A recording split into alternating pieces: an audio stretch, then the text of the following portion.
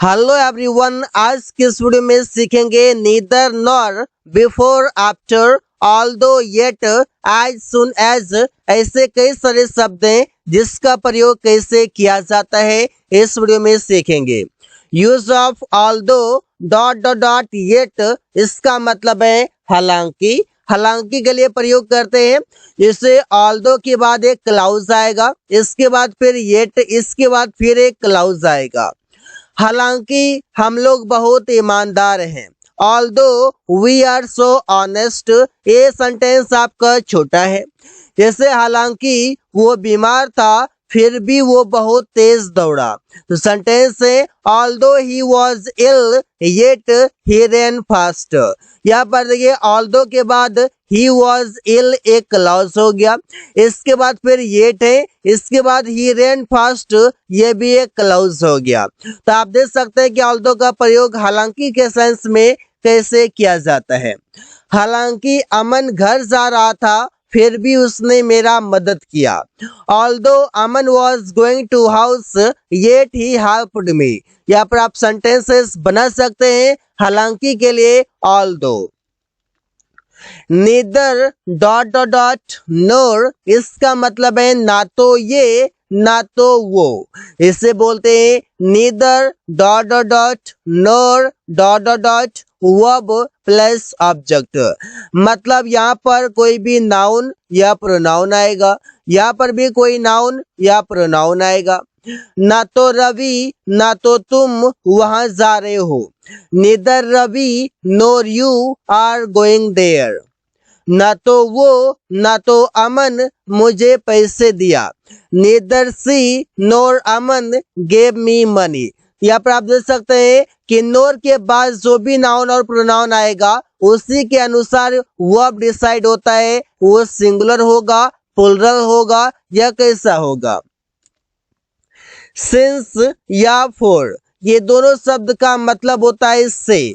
अब से होता है तो इसका प्रयोग कैसे करते हैं? इससे सिंस का प्रयोग करते हैं निश्चित समय से। जब कोई निश्चित समय से होता है तो सिंस प्रयोग है। और फॉर का यूज करते हैं समय की अवधि से। जहाँ पर हम बोलते हैं 2 सालों से, तो मतलब 2 years जहाँ पर लिखा हुआ है वहाँ पर फॉर लिखा जाएगा। और जहाँ पर लिखा रहे 2021 से, 2022 से, 2 बजे से, 4 बजे से, 4 तारीख से, तो वहां पर प्रयोग होगा सिंस का। जैसे मैं 2 बजे से किताब पढ़ रहा था। I had been reading the book since 2 o'clock। यहाँ पर सिंस का प्रयोग इसलिए किया गया है क्योंकि ये 2 o'clock हमारा निश्चित समय है, मतलब ये हमारा क्लॉक में लिखा रहता है। जब क्लॉक में लिखा रहता है तो फिर हमारा वो सेंस होगा। जब हमारा कैलेंडर में लिखा रहेगा वो भी हमारा निश्चित समय होगा। मतलब टाइम हमारा क्लॉक में रहे या कैलेंडर में रहे, दोनों निश्चित समय के अंदर आते हैं। तुम लोग 2 घंटे से काम कर रहे हो। You have been working for 2 hours। मेरा भाई सुबह से खेल रहा है। My brother has been playing since morning. यहाँ पर मॉर्निंग हो, इवनिंग हो, यस्टरडे हो, इन सभी के साथ सिंस प्रयोग किया जाता है। यहाँ पर आप देख सकते हैं कि सुबह से सिंस मॉर्निंग। अब 2 घंटे से, ये हमारा ना तो क्लॉक में रहता है ना तो कैलेंडर में रहता है, तो इसके लिए हमारा प्रयोग होगा फॉर। प्रिया 5 सालों से वहां रह रही है। Priya has been living there for 5 years। 5 सालों से, फॉर 5 years। टिल या अनटिल, ये दोनों शब्द का मतलब है तक। जैसे हम बोलते हैं सब्जेक्ट वर्ब ऑब्जेक्ट, टिल या अनटिल प्लस टाइम होगा। उसने 3 महीने तक काम किया। He worked till 3 months। हमने 1 घंटे तक टीवी देखा। We watched TV until 1 hour। मतलब हम तक के लिए टिल भी प्रयोग कर सकते हैं और अंटिल भी प्रयोग कर सकते हैं, कोई यहाँ पर अंतर नहीं है। जब अंटिल का मीनिंग चेंज होगा तो फिर देखा जाएगा, फिलहाल कोई इसका अंतर नहीं है इसके बीच। बिफोर या आफ्टर, बिफोर का मतलब है पहले और आफ्टर का मतलब है बाद में। अब प्रयोग कैसे करना है? जैसे गाड़ी खुलने के बाद मैं स्टेशन पहुंचा, यहाँ पर के बाद लिखा हुआ है, इसके लिए हम प्रयोग करेंगे आफ्टर। जैसे आई reached the station after the train had started. यहाँ पर हमारा सेंटेंस, एक सेंटेंस तो पास्ट परफेक्ट का है, एक सेंटेंस पास्ट इंडेफिनिट का है, और बीच में कंजंक्शन के रूप में आफ्टर का प्रयोग किया गया है। घंटी बजने के बाद मैं स्कूल पहुंचा। I reached the school after the bell had rung. ये सेंटेंस पास्ट परफेक्ट है और ये सेंटेंस पास्ट इंडेफिनिट है, बीच में आफ्टर जिसका मीनिंग है के बाद। कुछ करने से पहले सोचो। थिंक मतलब सोचो, बिफोर डूइंग समथिंग, कुछ करने से पहले। डॉक्टर को आने से पहले रोगी मर चुका था, यहाँ पर से पहले लिखा हुआ है, तो प्रयोग करेंगे the patient had died before the doctor came. यहाँ पर बिफोर का प्रयोग किया गया है कंजंक्शन के रूप में, और इसका मतलब है कि यहाँ पर देखिए से पहले के लिए। एज सुन एज, इसका मतलब है जैसे ही। अब अचानक से कोई भी चीज होता है, ऐसे जैसे ही मैं घर से निकला बारिश होने लगी। तो as soon as I left house it began to rain. जैसे ही वो उसे पीटा वो गाली देने लगा। As soon as he beat him he began to abuse. He began to abuse, वो गाली देने लगा। एज फार एज मतलब है जहां तक, जहां तक के लिए प्रयोग करते हैं एज फार एज का। जैसे जहां तक मैं जानता हूं तुम बहुत अच्छे हो। As far as I know you are so good, तुम बहुत अच्छे हो, यू आर सो गुड। जहां तक पैसे की बात है मैं तुम्हें दूंगा। As far as money is concerned I will give you. Either dot dot dot or, इसका मतलब है या तो ये या तो वो।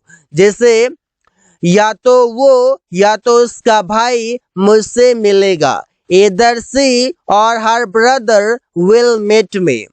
या तो वो या तो तुम सुबह में टहलते हो। इधर ही और you walk in the morning. While, while का मतलब है कोई काम करते करते।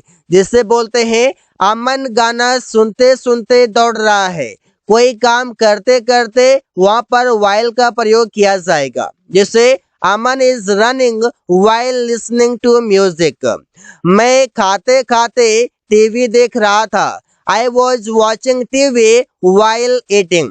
वाइल ईटिंग मीन्स खाते खाते। Until वर्सेस अनलेस, दोनों का मतलब है जब तक नहीं। तो प्रयोग कैसे किया जाता है और दोनों के बीच क्या अंतर है। अगर मैं बाजार नहीं जाता हूँ तो तुम आ सकते हो। तो सेंटेंस बनेगा unless I go to market you can come. अगर तुम नहीं पढ़ोगे परीक्षा पास नहीं करोगे।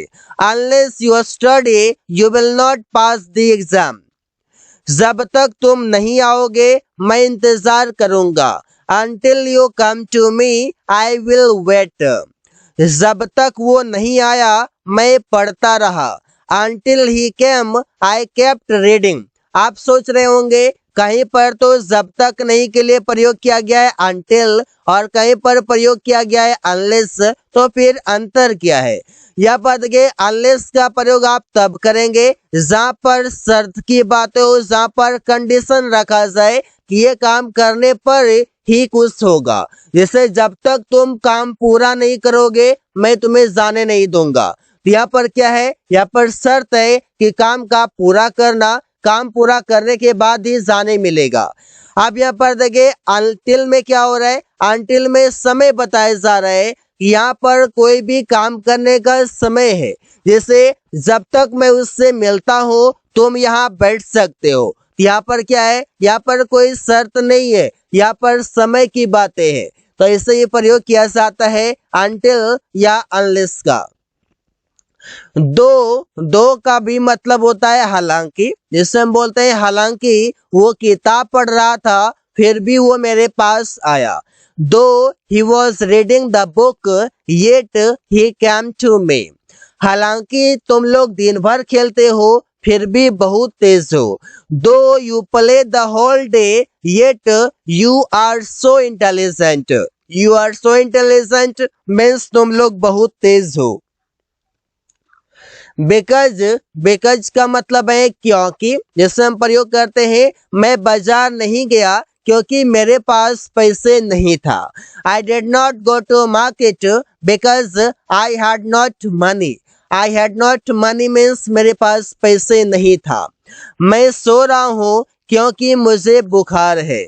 I am sleeping because I have a fever.